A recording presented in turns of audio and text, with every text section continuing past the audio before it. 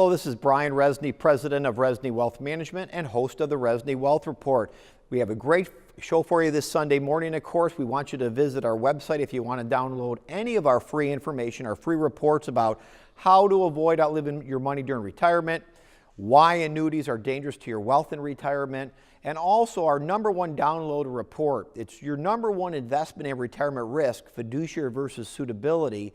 90% of investors make that costly mistake when choosing a firm to manage their wealth, because most firms are really Wall Street sales organizations who work under suitability, don't work in your legal best interest, and actually don't even manage your money.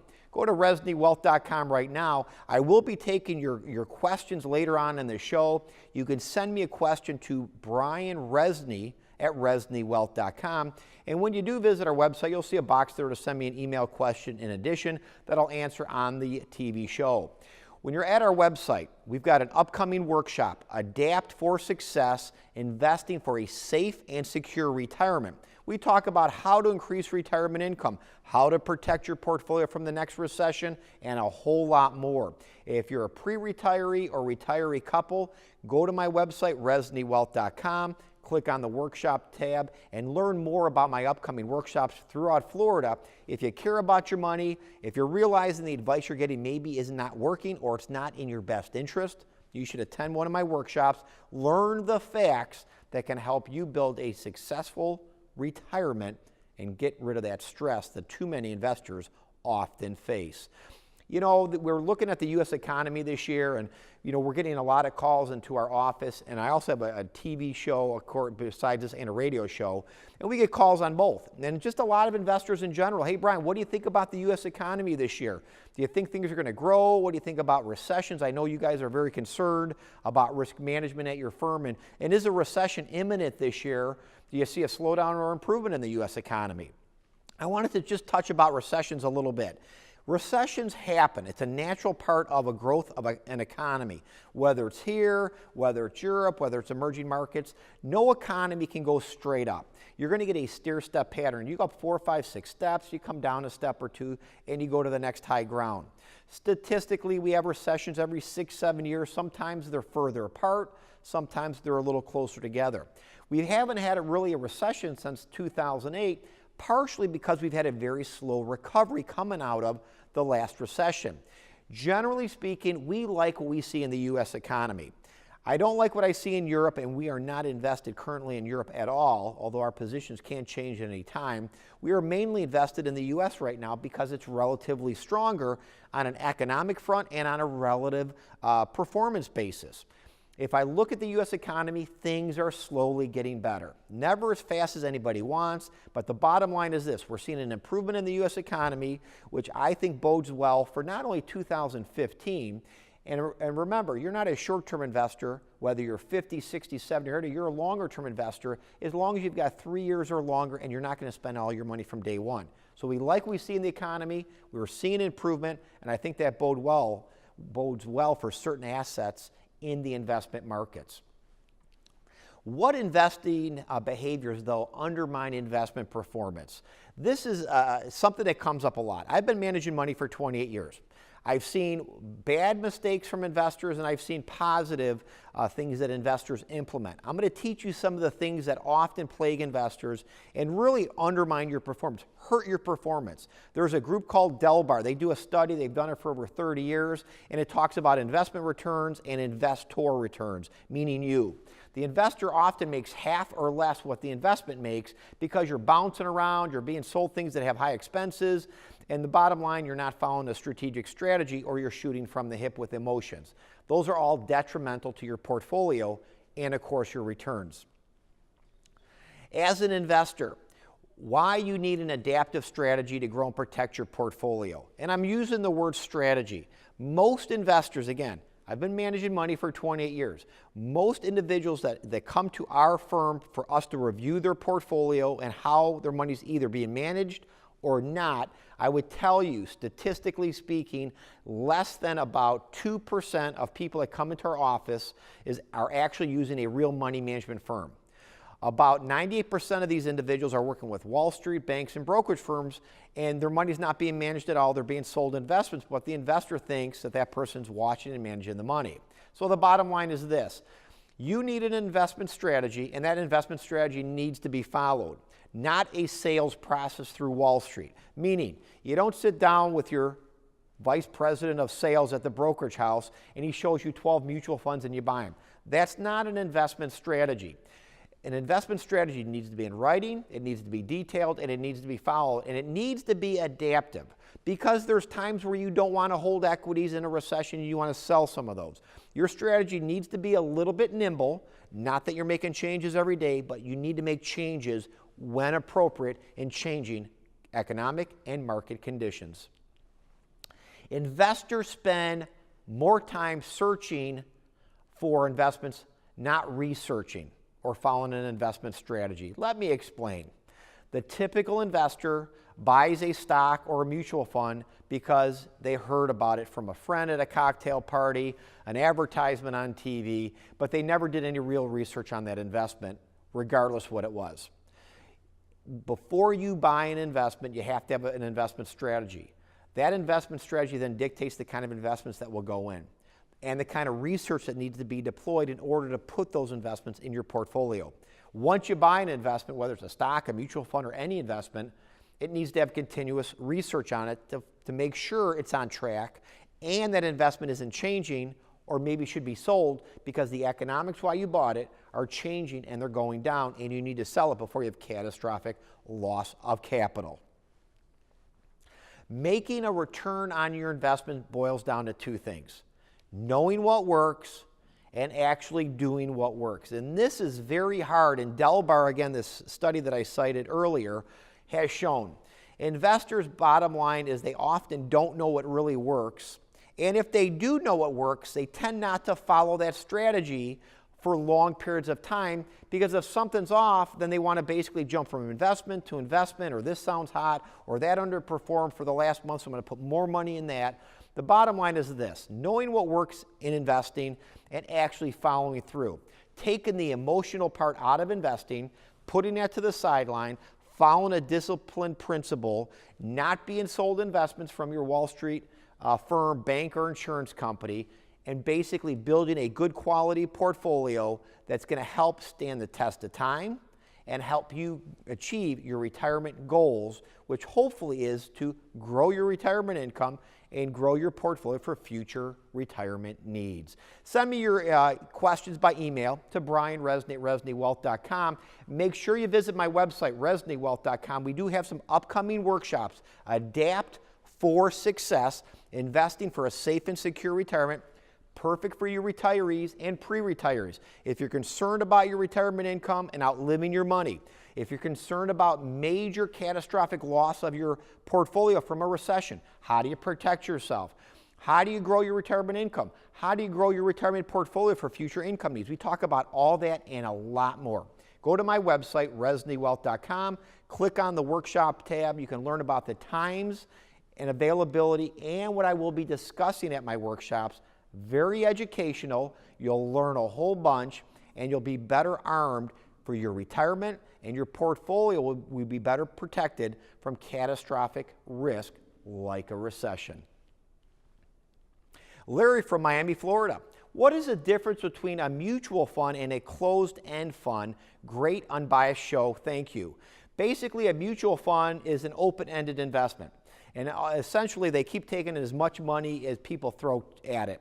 A closed-end fund, or a CEF, is more complicated and often more risky than a mutual fund because a lot of closed-end funds use leverage. But a closed-end fund essentially only issues so many shares. So a closed-end fund can trade at a net asset discount or above a fair value. You need to understand how that works. Closed-end funds, again, are more complicated. They require more research. The strategies that are often deployed in a closed-end fund often are riskier than an actual mutual fund. So you really need to understand the difference. I'll tell you this. My 28 years of investing experience has shown that investors that buy closed-end funds often do pretty poor. partially because they buy based upon high distribution rates that aren't actually income. They're actually often return to capital, and because of the leverage and the added risk. So as an investor, realize this. If you're going to get into a closed-end fund, you better do good quality research and really understand what you're buying into. Don't be sold based upon a high distribution rate, because every investor wants to be greedy and buy what's got the highest distribution rate, which you think is dividend, but it's not. It could be dividend and return of your own money. Eric from Naples, Florida. Are bank loan funds a suitable money market replacement? No, they're not. Bank loan funds or floating rate type bond funds are basically short-term duration, usually 90-day paper or less. And they package those in ETFs, exchange traded funds, and you could buy mutual funds that do bank loan type funds or floating rate securities. But it is not a mutual fund replacement. Or money market replacement, excuse me. A money market is a safe, guaranteed place to park your money. You're not going to make a lot, but it's money that you need safe because you may need it for a current income stream for the next 12 months, or maybe to buy a car or a house down payment. When you're putting money in a bank loan fund, it can fluctuate in value. Often not as much as an interest rate more sensitive bond fund, but they can still fluctuate. So remember, all investments that are not in cash, essentially, can have some degree of risk. Bank loan funds do have risk, but we do like them in this current interest rate environment, and I think as part of a fixed income portfolio, given the low rates we have, I think a percentage in bank loan funds or floating rate securities really have great opportunity for the investor. Tom from Cape Coral, Florida. What is the role of bonds in a portfolio, and do you believe in the weight of bonds based upon age? I'm 65. That is an excellent question, and I get that a lot. There's a lot of the brokerage firms that put your age in bonds, and all that means is if you're 65, you should have 65% of your money in bonds and 35% in equity. I think that's a huge mistake, especially given rates are not here anymore. They're way down here. We're under 2% in the 10-year Treasury. Rates can go down some, but they can't go down from 10 back down to 2. We're already there essentially. So as an investor, you need to understand that bonds are like a teeter-totter. When rates go up, bond values go down, and vice versa. The way that I look at bonds today, if you're going to own bonds in a portfolio, typically a better strategy is total return. So what you want to do is, maybe if you're a more conservative investor, have about 3 to 5 years in short-term duration, more quality sensitive bonds, typically under a 3-year average maturity. The other portions of your portfolio should be diversified in areas that can not only get dividend, but can get you total return, some growth of principal. Remember, if you have 3 to 5 years income stream that is safe and really free from a lot of fluctuation, your other money then is more of a little longer term on the ladder, can give you the opportunity for total return. Too many investors today are relying on bonds to do the heavy work. Work of what you need for income. It's not going to happen. Rates are too low. Ask yourself this: if you put 65% of your money in bonds that are paying 2%, are you going to be able to live on that 2%? And is that going to beat inflation? No, because inflation's running about 3 on average. And after tax, you've got a losing proposition. You have to look at total return, dividend, and potential growth of portfolio to do the heavy lifting today. I'm going to take a short break. Go to my website, reznywealth.com. Check out our upcoming workshops. Adapt for Success, Investing for a Safe and Secure Retirement. Perfect for you retirees and pre-retirees. I'll be right back after this.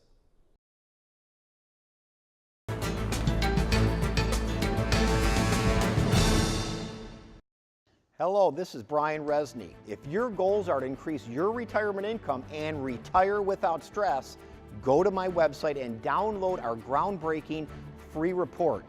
This free report covers the investment and retirement pitfalls that are often overlooked even by the smartest investor. If you're concerned about outliving your money during retirement, or maybe you want to make sure you're not leaving money on the table, this free report is for you. Know the facts. Your retirement depends on it. Go to my website, reznywealth.com, and download your free report right now.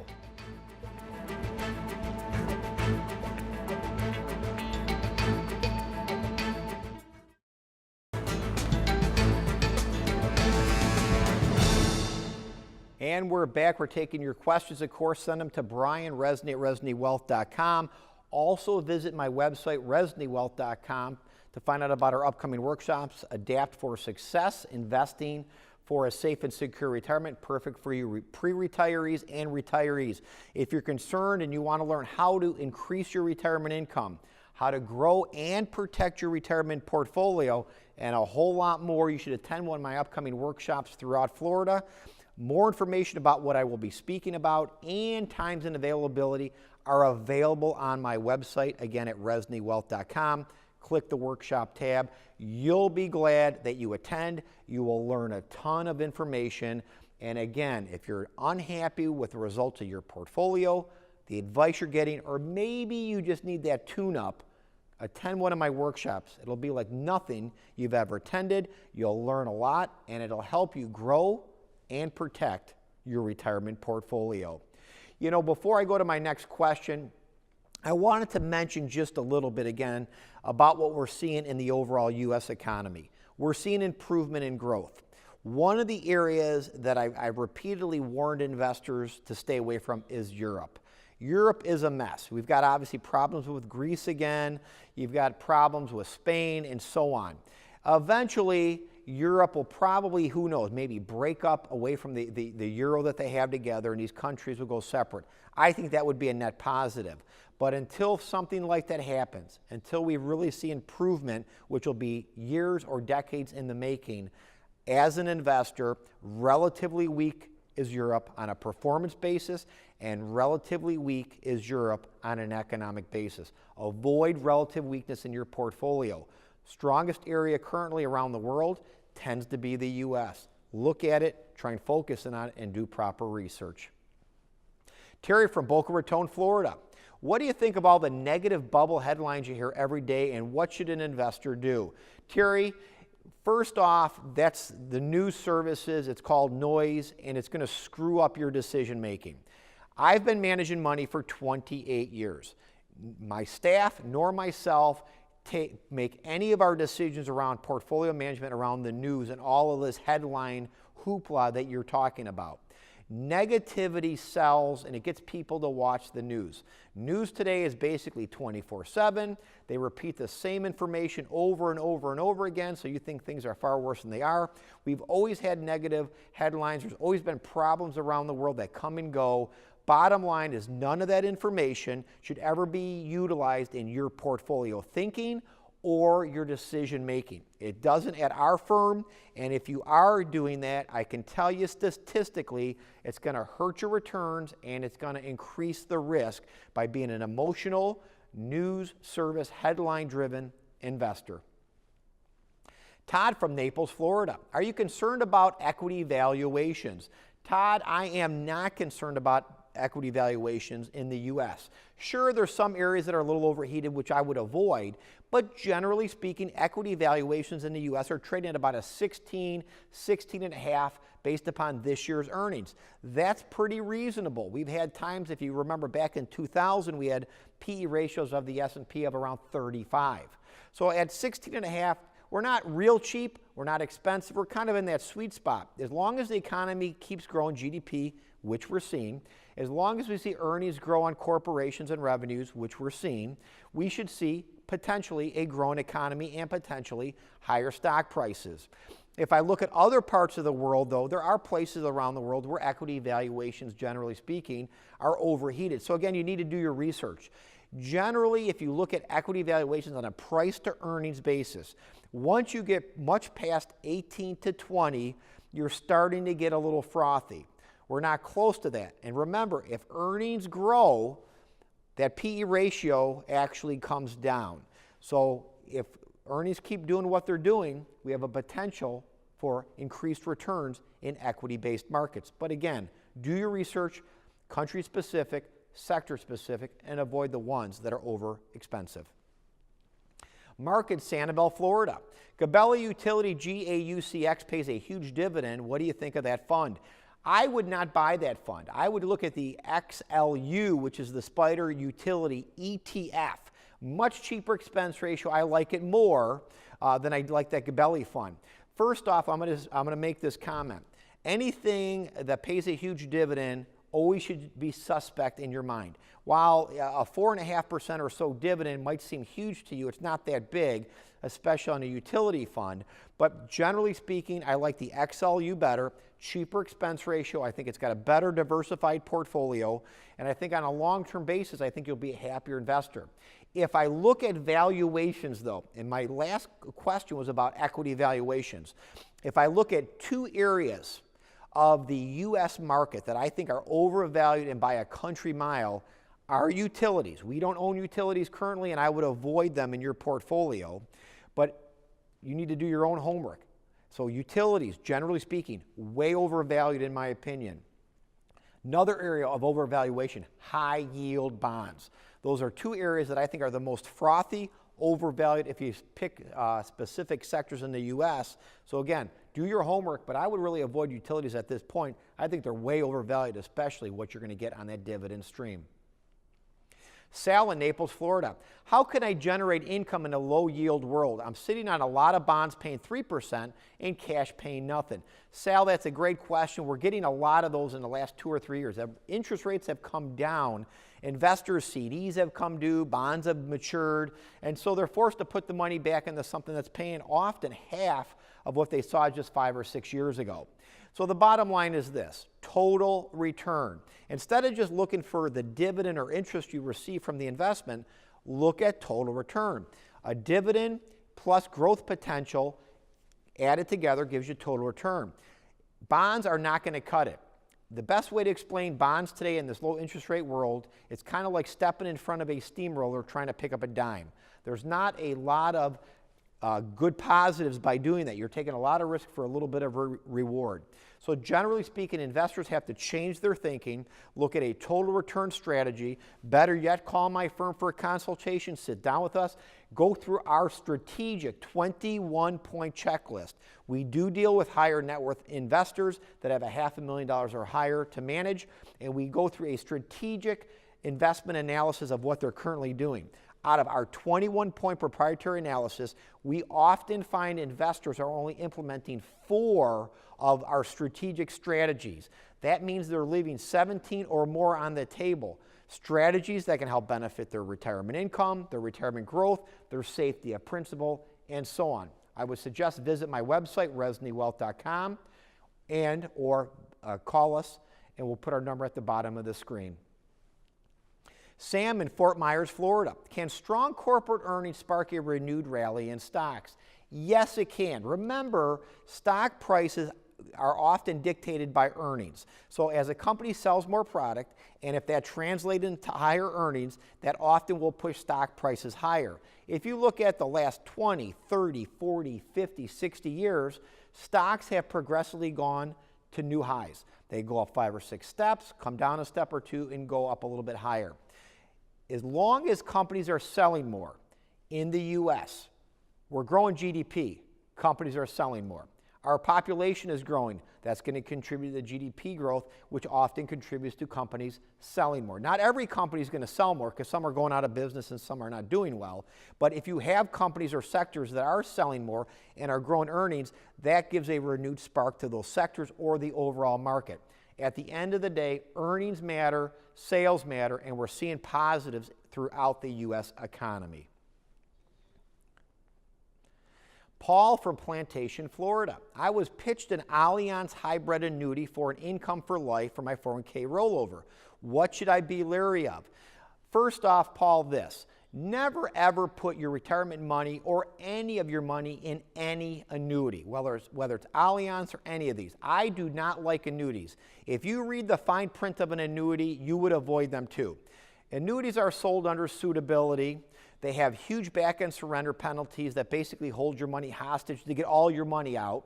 They let you get a little bit each year, but the bottom line is if you don't like the investment, you're stuck in a lot of these equity index annuities or annuities in general, anywhere from sometimes 8 to 22 years. Some of the penalties I've seen on some of these annuities go from 8% to 22% to get your own money. That is crazy. I've looked at the returns of these products. They're downright lousy. The expense ratio on most of these equity index annuities are sky high, which again takes away from your return. That income for life deal, Think about this. I'll give you actual numbers. I've had hundreds and hundreds of people that have called my radio or TV shows over the years.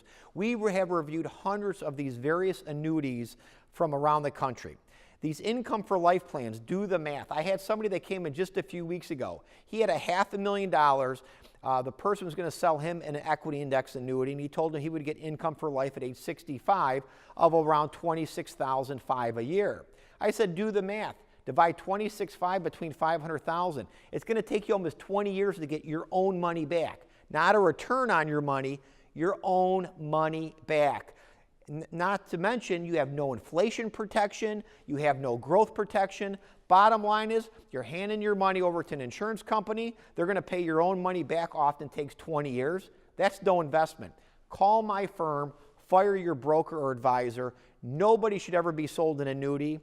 To learn more about why annuities are dangerous to your wealth and your retirement, visit my website, ReznyWealth.com. Download our groundbreaking report. It's titled, Why Annuities Are Dangerous to Your Wealth and Retirement. At the end of the day, investors, you need to read the fine print. Understand inflation, understand expenses. Annuities, whether it's these equity index annuities or their variable annuities, are high in expenses. I often see expenses on annuities that approach 4.5%, 5.5% every year. That takes away and robs your return. Your goal is to make you money, not your salesman.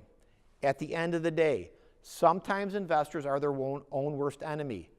They like a good sales pitch. They like free money. Remember, folks, there's no free money with annuities. There's no 8% returns or bonuses with annuities, at least not on money you can take out tomorrow. That's all fabricated, extravagated sales concepts by the salesman. Read the fine print. You'll be glad you did. One of the things that I would suggest every investor do is understand the kind of advisor you're currently utilizing or you should utilize. Every single week I get questions about fiduciary versus suitability, how to avoid outliving my money during retirement, how to make sure I'm picking the proper person. Go to my website, ReznyWealth.com. We've got some great reports, free information just for you. Call my firm for a consultation. There is a difference. We invite you to experience it. Visit my website and attend one of my upcoming groundbreaking workshops, Adapt for Success, Investing for a Safe and Secure Retirement. We would love to help you build a quality portfolio and help you with your retirement. Call my firm. I'll see you next week.